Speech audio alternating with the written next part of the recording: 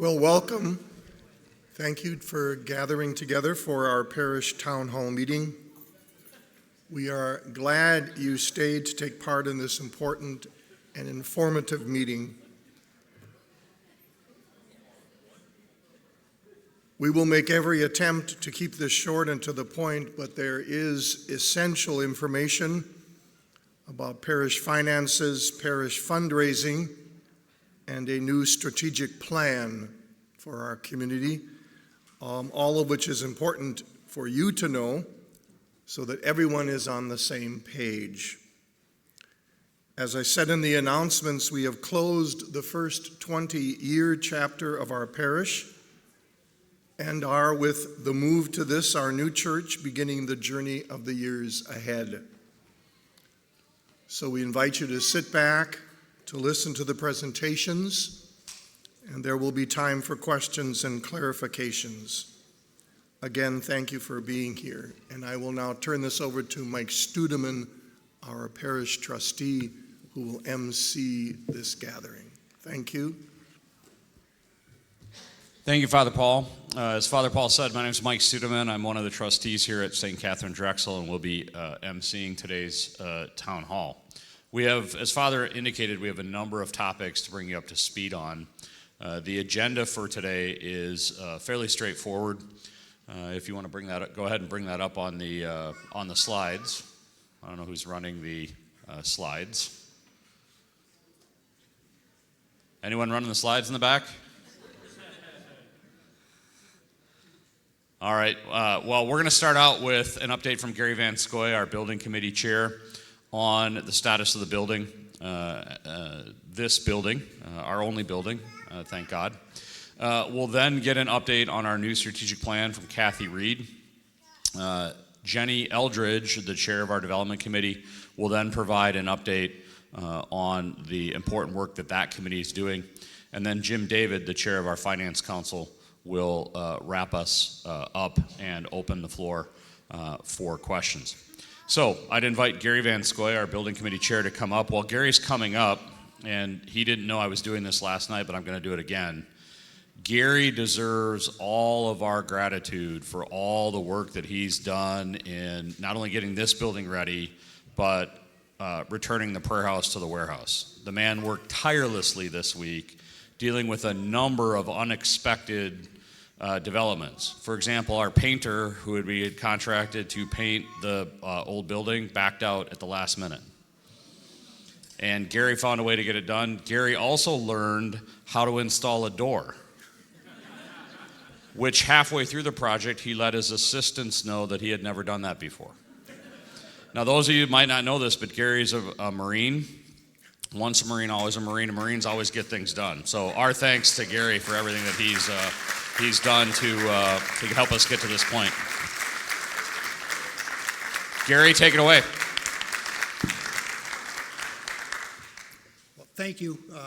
We do what we can. So, do we have the slides up? All right, here we go. First of all, I am Gary Van Scoy. I'm the building committee chair. I've been chair for several years. At this point, I just want to say I am filled with gratitude for what is accomplished. I mean, just look what we did. This is amazing. It's a new church home for all the parishioners of St. Katharine Drexel. We started planning for this situation here in 2018, so it's not something we just did overnight. So, as you can see, last June, we had groundbreaking. That's when the work began. 6 months later, we had our first Mass here, Christmas. That was our plan, that was our goal, and we made it. This worship space brings some of our history along with us, and we've got sacred history from other places as well. But altogether, it's something brand new. Okay, now I just want to take I do listen to the homilies, and I stole these 3 points from one of Deacon Randy's homilies. I want to give him credit for that. But there are 3 points I want to point out. This just talks about how we got here. Number 1 is prayer. Okay. There's been lots of prayers for the success of this community, and inclusive of that is the fact that we wanted a new building, one of our own.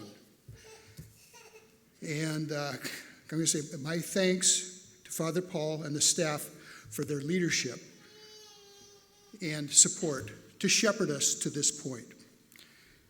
Could we get the next slide, please? Okay. Number 2 is service. We didn't get here just by paying for it. There were a lot of people that invested their time and effort in getting this situation all set up for us. Building committee members, the staff, a lot of the knights, and lots and lots of parishioners stepped up and did what they could to help get us to this point. They're still volunteering. We just talked about the move from the old warehouse. I keep thinking of that as the church, the old church, but it's not anymore. So we got to this point through a lot of volunteer help. Now, in order to finish this project, we still got the offices and the education wing to do. In order to make that affordable, there's going to be continued support from individuals that are helping with this. There's a lot of volunteer labor going into the final construction.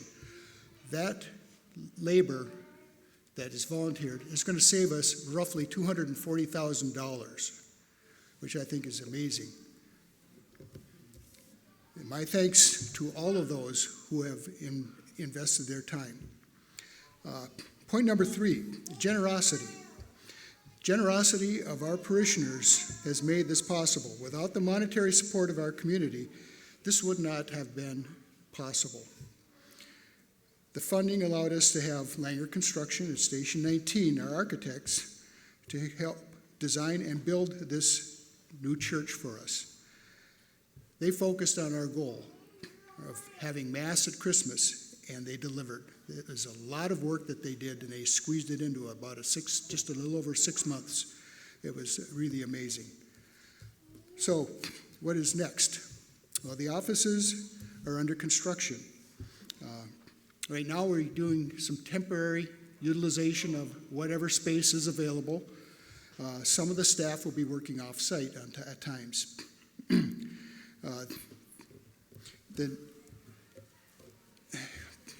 The move out of the warehouse took over the priority for a lot of our volunteers. So we haven't had much happening here recently, but it will get going. We expect to be, hopefully have the offices done by the middle of March. That's our current goal. I also heard from several sources that a functional kitchen is needed real soon. And just so you know, there is more planning happening on that. As we go along, we were limited in our funding, and that kind of limited our ability to plan ahead. We are at a point where we can actually start designing the final layout for our kitchen. So that will be done. Maybe we can get some of it done concurrently with the office, but it'll be done basically finished after the offices. So the education meeting room wing is planned to be finished after the kitchen. So and again, at that point, we are still in need of some funding for that to happen. So when we started this thing, I looked at it and said, this is a big hole that we had, a big deficit. And thanks to the response of the parish and all the parishioners, a lot of the parishioners, we have had a significant growth in the amount of money that we've had available to do this. Currently, we're looking at about $75,000 additional needed to finish buying materials so that we can have the labor actually get in there and start putting these things together. The response was amazing, and I know that there was the capital campaign, the development committee, working hard to communicate the need and to be thankful for any response that we got in terms of the funding. So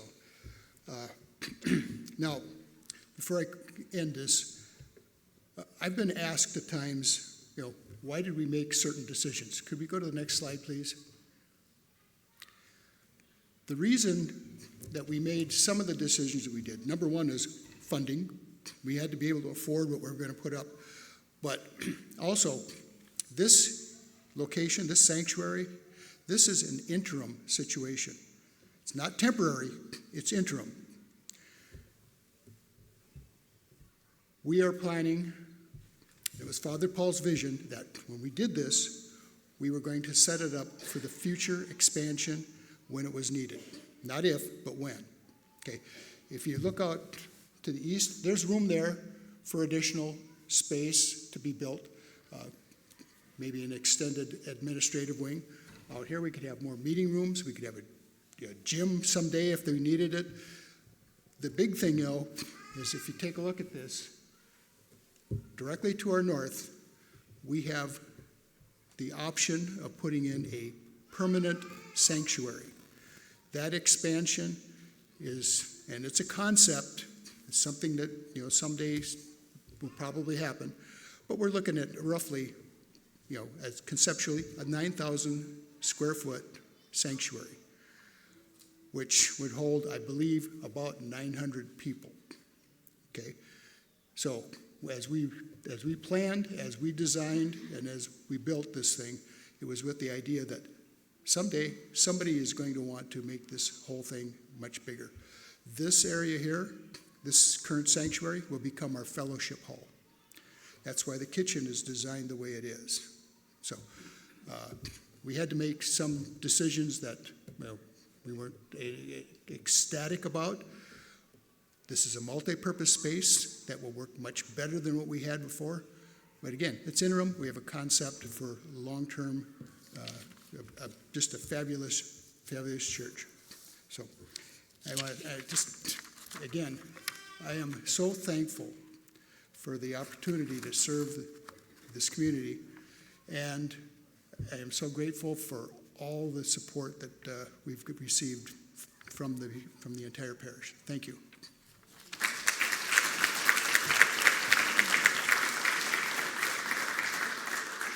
Thanks again, Gary, for all the work that you and your committee have done to get us to this point and will continue to do to move us on to that second phase.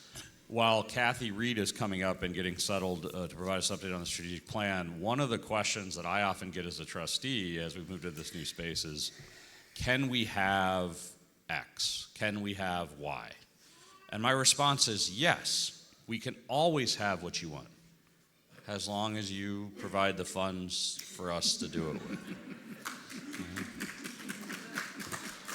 So it's really, as Gary's update, I hope you took away from Gary's update, it's really not a matter of, do we have the people power to do it?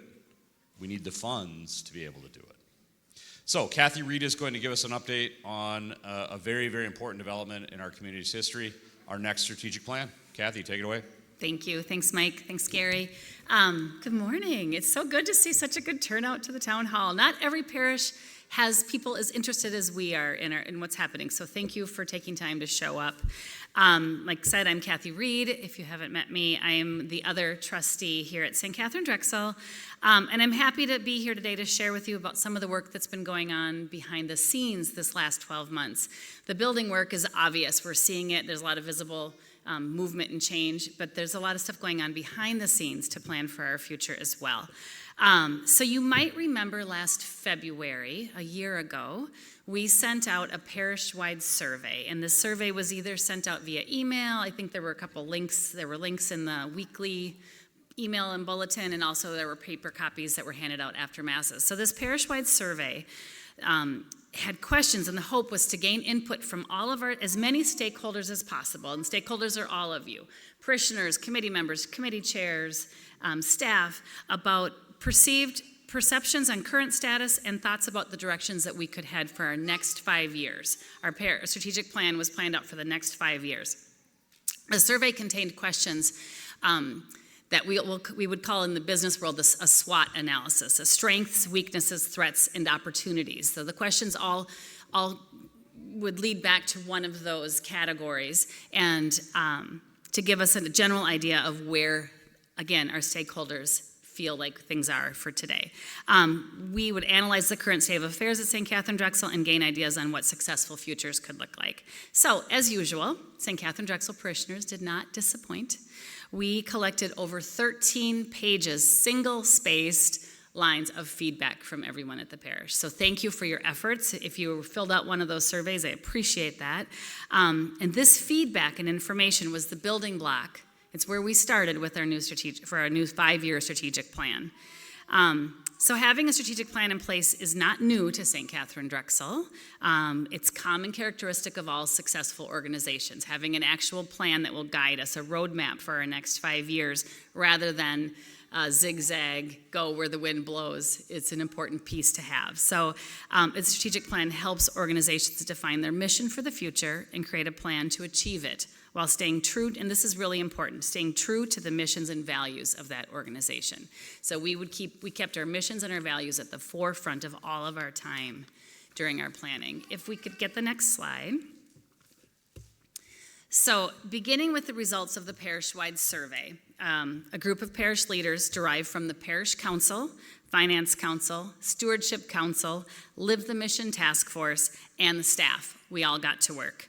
My husband, Jim, was able to lead us in the strategic planning process, which we were happy to have him do, because he's done it quite a bit for other organizations. It was nice to have somebody outside of that group lead us.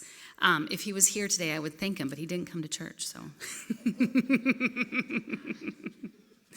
We met on some evenings and on many, many Saturday mornings. So if you were part of this group, thank you for giving up so many Saturday mornings. And they were early mornings, 8:30 till noon. It was a sacrifice from a good number of people. So thank you if you were part of that planning. The work was collaborative, sometimes challenging, often rewarding, and really was a beautiful example of respectful discourse. I was proud of the work that we did. If you can imagine taking feedback we got from the whole community and trying to disseminate and sift and categorize and collaborate and come down to one document is a pretty big job. This group of parish leaders, we've created a plan, a draft plan we're calling Forward Together in Hope. And we happened to begin this journey in a Jubilee year, and it was a time when we were called for spiritual renewal. This year's Jubilee theme, brought to us by Pope Francis, is called A Pilgrims of Hope, with Pope Francis urging Catholics to fan the flame of hope that has been given to us and help everyone gain a new strength and certainty by looking to the future with an open spirit, a trusting heart, and a far-sighted vision. We answered this call with our strategic vision, and we intended to deepen our faith, embraced our shared mission, and walk forward in hope. We think the aligning messages from the Universal Church and our little parish feels very providential. It doesn't feel like an accident. When you hear about how our plan landed, it just aligns so well with the Pope Francis ask of all of us. So we love that. Next slide. Oh, you've got it. Thank you. So right now, like Mike said earlier, we've just finished our first 20 years, right? Our awkward teenage years are over, and now it's time for us to be grown-ups. If you're in your 20s, you're getting your first jobs, and things that we could once upon a time do that were a little loosey-goosey and a little bit, without such structure around it. Now our next 5 years, we need to have a little more structure. We need to have some outlines around some of the things that we're doing. We know that we'll be getting a new pastor in the next 5 years, and that's an important piece. So before that happened, we really wanted to kind of draw some lines around what we want our culture to look like, what we want our mission, how do we want to work towards our mission. So we felt like it was an important opportunity to get this done right now. Our 5-year strategic plan does reflect our mission to see Christ in all and to be Christ to all. And in a nutshell, our strategic plan centers on spiritual wellness, operational excellence, and radical hospitality, nurturing the spiritual and practical needs of our parish family, that's all of us, while extending love and purpose to the wider Ramsey community. So the document that we've created, our strategic plan right now, is still in draft mode, but it's getting pretty close.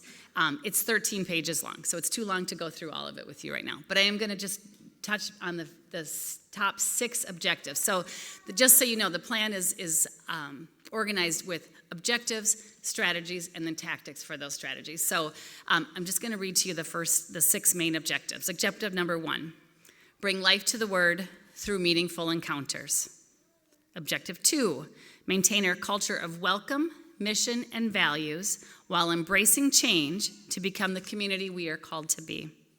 Objective 3, effectively serve the needs of both the wider community and our parishioners. Number 4, involve youth and young adults to build their faith and shape the future of the church.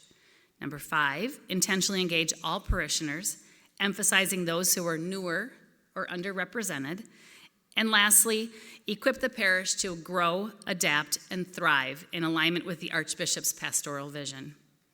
I think we can all agree that these 6 objectives really capture what we want as our parish to look and feel like today and the next 5 years and into the future. So while there's still work to be done on this plan, it is ready to begin to roll out to the community in committee chairs and committee members and councils and staff. You will see in the weekly emails and the bulletin an invitation for a meeting the evening of February 20th.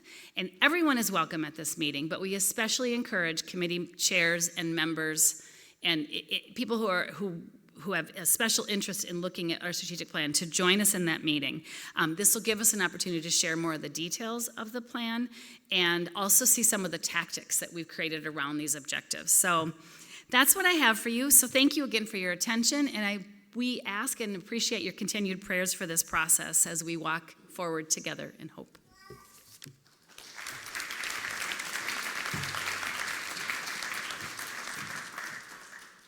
Thanks, Kathy. As Kathy said, the strategic planning process is really an opportunity to set up the next 5 years of our community because, and I don't think it's a newsflash to anyone, unless you have an announcement, Father, you are going to be retiring. No, there's cheers of no over here. So what we're really trying to do with the strategic plan is to preserve our culture and set up that structure that's going to be necessary for the next step in our growth. So really encourage everyone to attend that meeting on February 20th. I now want to introduce Jenny Eldridge, the chair of our development committee, who's going to give us an update on that committee's very, very important work. Jenny? Thank you, Mike. Well, if I could have a marching band here today and the ceiling, balloons and confetti coming from the ceiling, I would, because we have so much to celebrate. You all have created a debt-free church.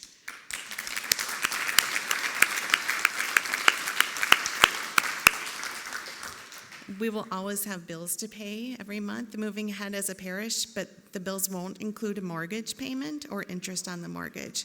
That is remarkable. And I think as we talk about welcoming people into this parish, that might be something we want to mention because there might be hesitation to join a new church thinking about the bills to pay. We don't have that debt. And there is a line of credit we have available that we can use depending on cash flow in the next couple months and expense, the final invoices coming from the construction. But this is a building that will be the envy of any organization that's dreamed of creating a new building. So what is the development committee? Over the years, you have heard speakers from the capital campaign committees, and that really started right away with the parish to build the foundation financially for a new church building. And I think parish leadership decided to keep that capital campaign together with also adding in a fundraising strategy to make sure that our monthly bills are also met in a really planful, thoughtful way.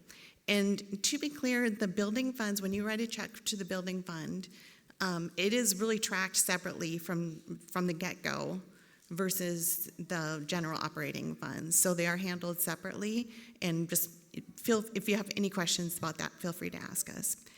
So as chair of the development committee, I promise that we will try our best to offer clarity about our costs and our collective roles in meeting those costs. And we want to instill joyful giving. We have a fun committee, and we sat and wrote out about 123 thank you cards on Friday or a few days ago. And it was just joyful, and so we want you to know that the spirit that we're entering this new committee is really full of gratitude and joy. And there wasn't like a long lineup for people to be the chair of this committee. And so why did I say yes? And I was happy to say yes. I have 20 years of experience running a nonprofit, and the primary job in that role is always raising money. And so I, unlike Gary, could never install a door. You wouldn't want me to pick out the carpet or the flooring, but I can make a fundraising plan. All right, next slide, please. So here's a little music trivia. I was listening to a record, and this kind of phrase popped out at me as being perfect for this occasion. The phrase is, every one of us is all we need. So if that rings a bell, come and talk to me afterwards. Tell me what band, what song, what album.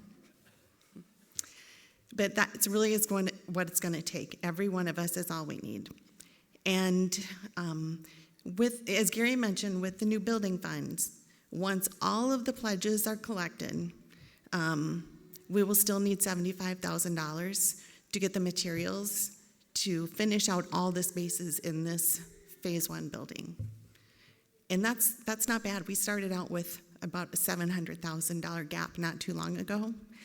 And you might remember over the months we've been encouraging people to stop by the pledge table and make a pledge. And you kind of blew our minds because you would stop at the pledge table and write a check. And we love the pledges. Pledges are important to keep making the pledges, but the cash donations made really just accelerated this process financially. So thank you for that. In our operating funds, separate from the building funds, we have a $105,000 expected gap for this fiscal year. So we have until the end of June to raise that money. And a big chunk of that is an assessment that's owed to the Archdiocese. Every parish pays that assessment. If you have questions about that, feel free to ask. Everything you need to make a donation or to set up automated giving, to make a gift of any kind, a really simple way is to just use your phone and type in, like you're making a text to this number, and then type in the word give, and then push send, and then you'll get a link right away to your phone, and it'll take you to a page where you can make any kind of donation setup you want. And Father, let us know if you need to look at your phone really briefly during Mass to make a donation, it's okay. So I'm just going to run through really quick what the 7 goals of our development committee are. We would like to avoid the summer dip. If everyone was using automated recurring giving coming from your bank or your credit card, it would help us just keep a steady level of donations coming in through the year. In the summer months, the income dips 25%, and that's kind of tough. So a lot of you do use automated giving. If everyone did, it would just help avoid that dip. And then we ask you to review and renew. So if you're giving, say, $100 a month and you have for many years, maybe just sit down and talk. Could you make that $125? Just a little bit of an increase would be really helpful. Also, start your journey. The most important thing about coming to church is praising, worshiping, loving each other, fellowship. And if you're ready to make the first-time donation, we welcome that with open arms. We encourage you to think big. If you can make a major gift from a retirement fund or something like that, please consider that. We encourage you to be legendary. Maybe consider adding the parish into your estate planning. And then rally the community. We have a mission trip every summer. It'd be great to have some businesses join us in supporting that with a financial contribution. And then finally, if you're not using Script, or it's technically called Raise Right, please stop by the resource table at the back to get started. It's not very hard to do. It's an easy way to give gifts of gift cards. So happy to answer any questions. Thank you so much for your extremely generous contributions in the last few months and over the years. Thank you.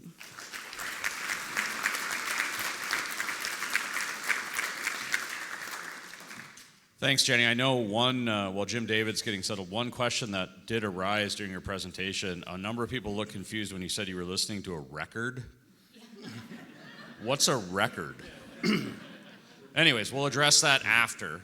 But for now, Jim David, the chair of our Finance Council, is going to wrap up our presentation and get us set up for questions. Jim, take it away. Okay. I just want to repeat that the Development Committee and Jenny and all the people on the committee have done a wonderful job helping close the gaps that we needed to build this new church and space and continue to work towards how do we joyfully fund everything in the future. I want to thank you all for staying after Mass and attending the town hall. We've covered a lot of information in a short period of time, and I hope you found it useful. SKD has come a long way in the last year. We have grown our parish programs.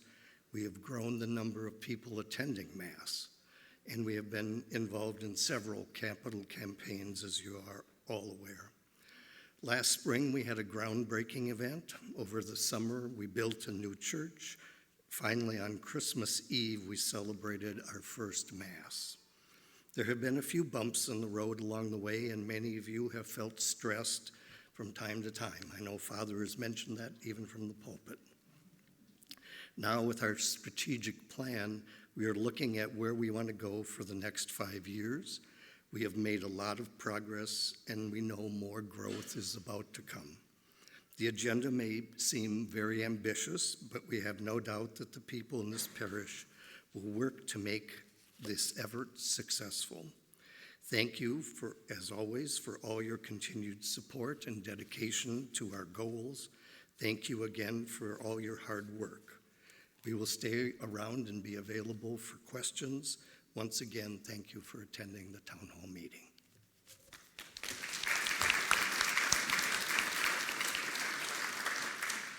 Thank you, Jim. Thanks to all of you for staying. If you're on the Parish Pastoral Council, could you raise your hand, please? These folks will be around up here in the front if you have any questions. Please come forward, ask questions on any topics, the ones that we covered here today, any other questions that you may have, and have a great Sunday and a great week. God bless.